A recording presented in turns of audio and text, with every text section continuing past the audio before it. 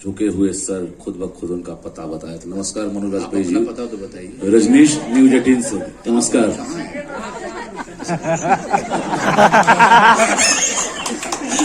तो ये इस डायलॉग के साथ ही आप चाहें कि बिहारी दर्शकों को बड़ा तोहफा दे रहे हैं, तो इस फिल्म के लिए क्या तोहफा देंगे? शतक मारने जा रहे हैं। शतक अपने आप में एक बहुत बड़ी सफलता है जी। अच्छी मनोरंजक फिल्म, जिस तरह की फिल्मों ने मुझे बहुत ही जिसे कहें कि अभिभूत किया। जब मैं बड़ा हो रहा था, जब मैं पढ़ाई लिखाई कर रहा था बेतिया शहर में, जब मैं फिल्में देखने जाता था तो शत्रुघ्न सिन्हा जी की फिल्में, विनोद खन्ना जी की फिल्में, अमिताभ बच्चन जी की फिल्में, उन फिल्मों को देखता था तो वहां से जो है दिमाग में ये बात आई कि मैं अभिनेता बनूंगा। तो इससे अच्छी क्या बात है कि उसी तरीके की मेन स्ट्रीम फिल्म जो हमारे लोगों की बात करती है, हमारे लोगों के इमोशन की बात करती है, रिश्ते की बात करती है, उसके साथ 100 फिल्म पूरी हो रही। तो ये एक मेरे लिए बहुत बड़ा क्षण है, जहां पर मैंने सोचा ही नहीं था कि मैं 10 फिल्म कर पाऊंगा वो इस कठिन इंडस्ट्री में। आज देखते देखते जो है इतने साल गुजरे और 100 फिल्म 100 प्रोजेक्ट के मुकाम तक पहुंचा मैं। ऊपर वाले का आशीर्वाद रहा, दर्शक गण का प्यार रहा, और सबसे जरूरी बात है कि मीडिया ने हमेशा मेरा साथ दिया।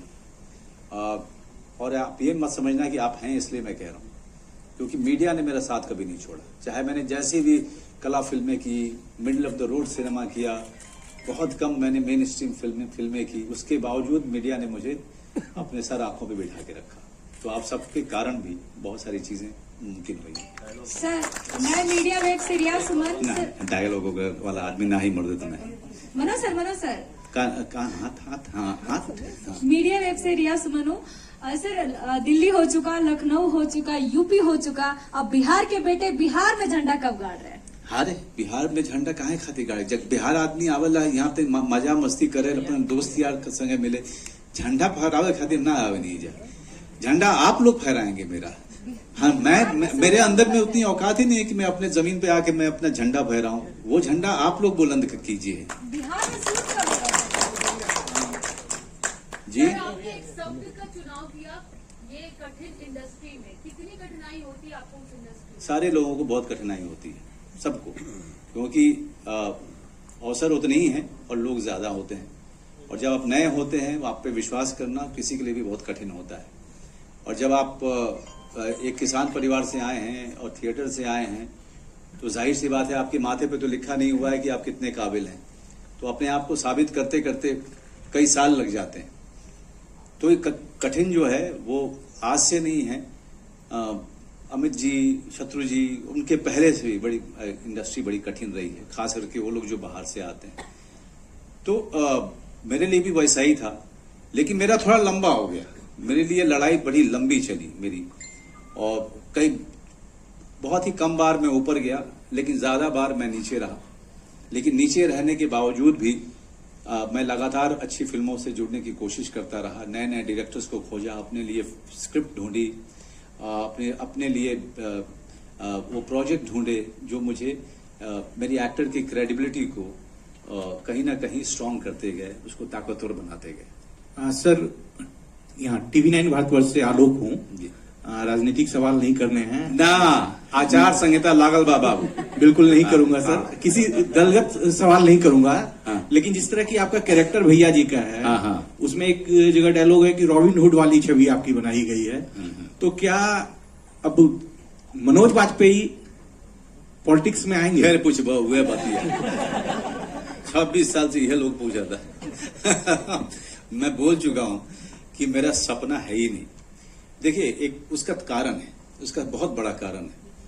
अभी मैंने अपने माता पिता की बात की आपने, मुझे ये मौका ही नहीं लगा कि मैं उनके साथ समय बिता पाऊं। मैं छोटा था तो मैं हॉस्टल में था, उसके बाद दिल्ली चला गया, वो गांव में थे।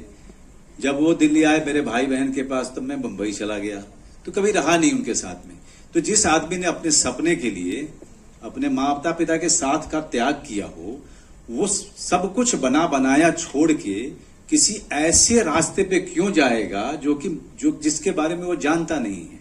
और अभी भगवान मुझे मौके दे रहा है और इतना सारा स्नेह आप लोगों से मिल रहा है, तो मैं इसको एंजॉय करूंगा। ये सब कुछ इस गली को छोड़ के मैं उधर चला जाऊं जहां जिसके बारे में पता नहीं, तो मुझसे बड़ा मूर्ख कोई नहीं होगा। इसमें एक्शन भरपूर दिखा है मनोज भैया, पर रोमांस कितना है? अरे तो हाथ उठाई ब इधर हाँ, रघुमान हाँ, हाँ। जी, इसमें पूरा एक्शन दिखा है एकदम। हाँ। रोमांस उमांस भी कुछ है? आप जिस उम्र के हैं उसमें रोमांस जो की बात पूछना वाजिब है। देखिए भैया जी जो हैं वो अपने पिता को उन्होंने वादा किया था कि जब तक अपनी जिम्मेदारी नहीं निभाएंगे तब तक वो जो है अपने स्वार्थ के बारे में नहीं सोचेंगे। जब फिल्म शुरू होती है तो भैया जी की शादी की तैयारी चल रही है, बेचारे मतलब शादी की उम्र भी निकल गई है, अब बेचारे को शादी करने का मौका लग रहा है क्योंकि कहीं ना कहीं जिम्मेदारी पूरी हो रही है। सर इधर एक सवाल उसमें है, गाना भी है, इधर एक सवाल है सर, गाना भी है सर इधर मनोज जी एक एक सवाल है, सेकंड, इनका तो इधर अरे इनका होने दीजिए सर, इनका हो जाने दो सर प्लीज। हाँ, तो शुरू में जो है बड़े संगीत वगैरह के साथ में उनके पूरे शादी की धूमधाम, और जिस लड़की से हो रही है वो भी कई साल से उनका इंतजार कर रही थी कि कब ये जिम्मेदारी से अपने मुक्त हूं, जब शादी होगी अपना जीवन चलेगा, तो उतना रोमांस होगा, है ना? आप पूछिए।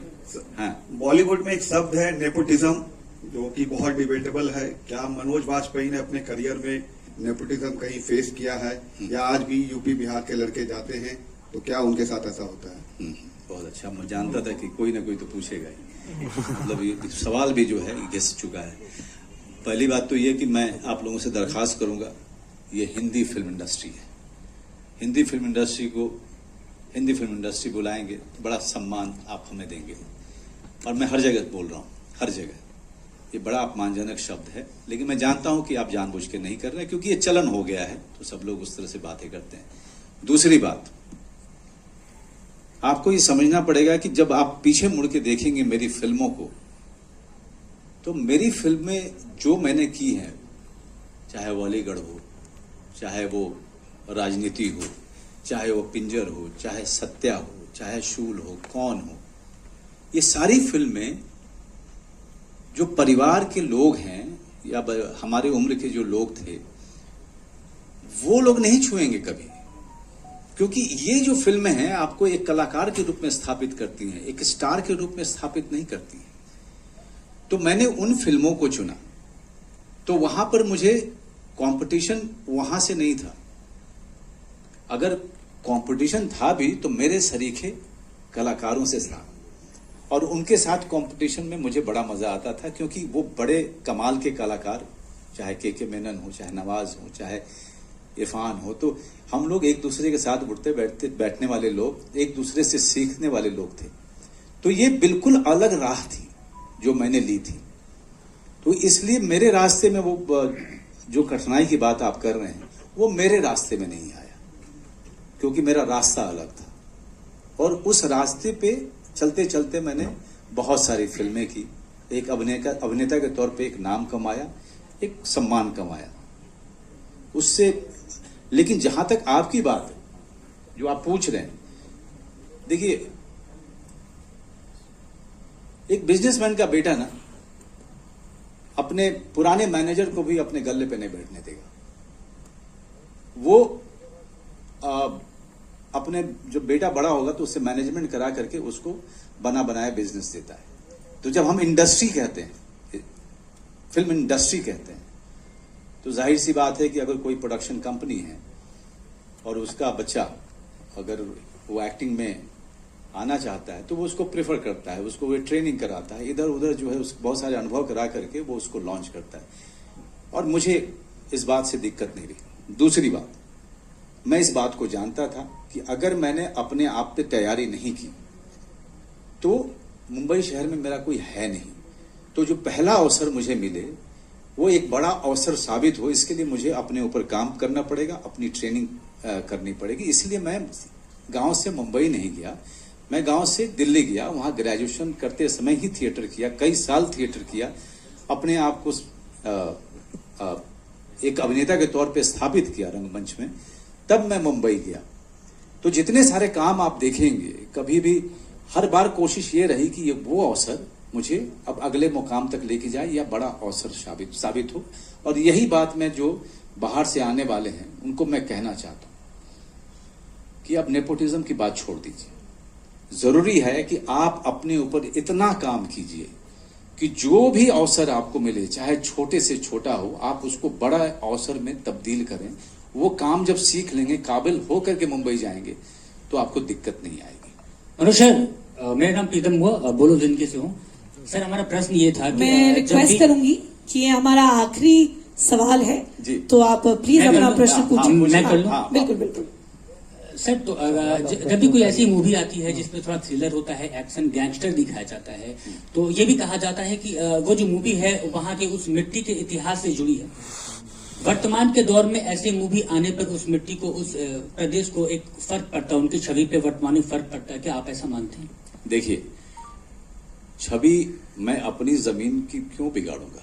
मैं एक कहानी कह रहा हूं, और वो कहानी उत्तर प्रदेश में भी हो सकती, वो कहानी मध्य प्रदेश में भी हम डाल सकते थे, हम कहीं भी डाल सकते थे। या ये चुनाव हमारा था, लेकिन हमें लगा कि यहां से इस तरह की मुख्य धारा की फिल्म बनी नहीं है उस मिट्टी से, तो उस मुख्य धारा की फिल्म को और उसकी कहानी को यहाँ के मिट्टी में डाला जाए और वहां की परंपराएं और रिश्ते उसको एक्सप्लोर किया जाए। भले ही ये मेन स्ट्रीम फिल्म है, भले ही इसमें बहुत सारा एक्शन है, लेकिन जो हमारे जो संस्कार हैं उसको हमने एक्सप्लोर करने की कोशिश की है, लोगों तक लेके जाने की कोशिश की है।